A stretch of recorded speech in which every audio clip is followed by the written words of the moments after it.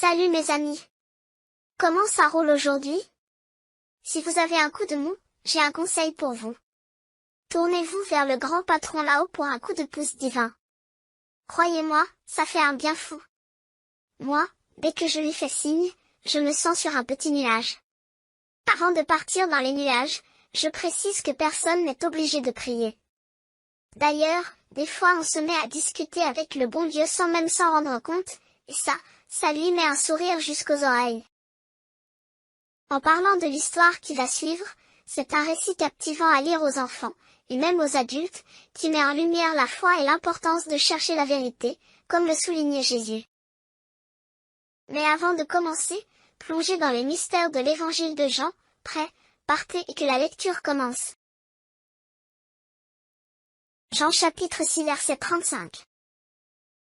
Je suis le pain de vie. Celui qui vient à moi n'aura jamais faim, et celui qui croit en moi n'aura jamais soif. Il était une fois, une petite fille nommée Solange qui était affamée. L'heure du repas était encore loin et son ventre gargouillait. Son frère aîné, Julien, voyant sa détresse, lui dit: Tu n'as qu'à te nourrir de la parole de Jésus-Christ. Solange, agacée par cette suggestion, et ne comprenant pas pourquoi son frère lui dit ceci, elle lui répondit aussitôt: Comment est-ce que je pourrais calmer ma faim avec des mots? Je veux de la vraie nourriture. Entendant cette conversation, les parents de Solange et Julien décidèrent d'intervenir pour expliquer ce que Julien avait voulu dire. Le père s'approcha doucement et dit: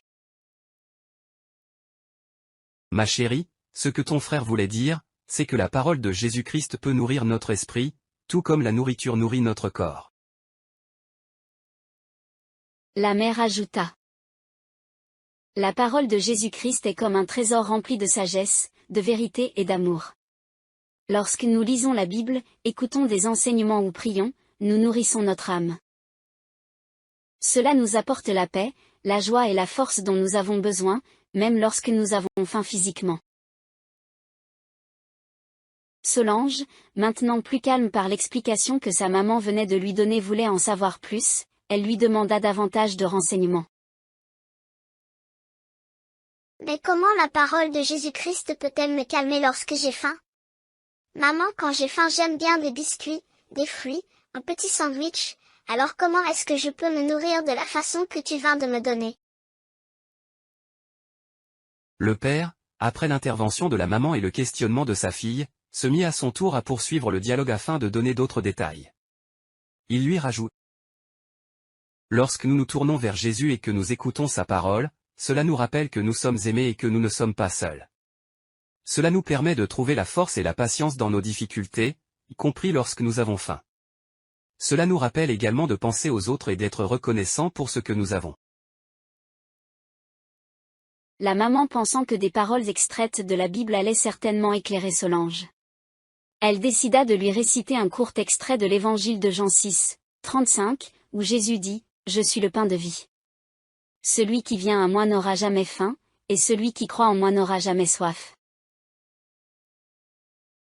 Solange commença à comprendre que la parole de Jésus-Christ pouvait apaiser sa faim spirituelle et lui donner une paix intérieure même lorsqu'elle avait faim physiquement. Elle réalisa qu'en se tournant vers Jésus, elle pouvait trouver le réconfort et la force nécessaires pour faire face à toutes les situations. Morale, Solange apprit que la parole de Jésus-Christ était un moyen de nourrir son esprit et de trouver la paix intérieure. Elle comprit que la faim spirituelle pouvait être apaisée en se tournant vers la parole de Jésus et en écoutant son message d'amour et de vérité.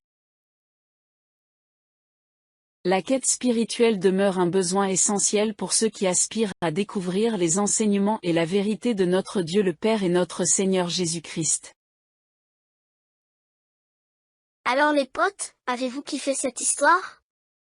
Moi, je me suis régalé en lisant le passage sur les biscuits, j'en salive encore.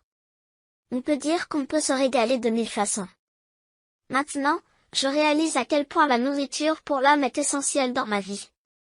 Ouais. Je sais que ma vie n'est pas aussi trépidante que celle des adultes, mais chaque vérité renforce ma foi en Jésus. Je vous dis à très bientôt pour une autre histoire qui va éveiller votre curiosité pour explorer davantage les paroles de la Bible. D'ailleurs, si une idée d'histoire vous trotte dans la tête, n'hésitez pas à me le dire, ma secrétaire se fera un plaisir de la mettre en scène.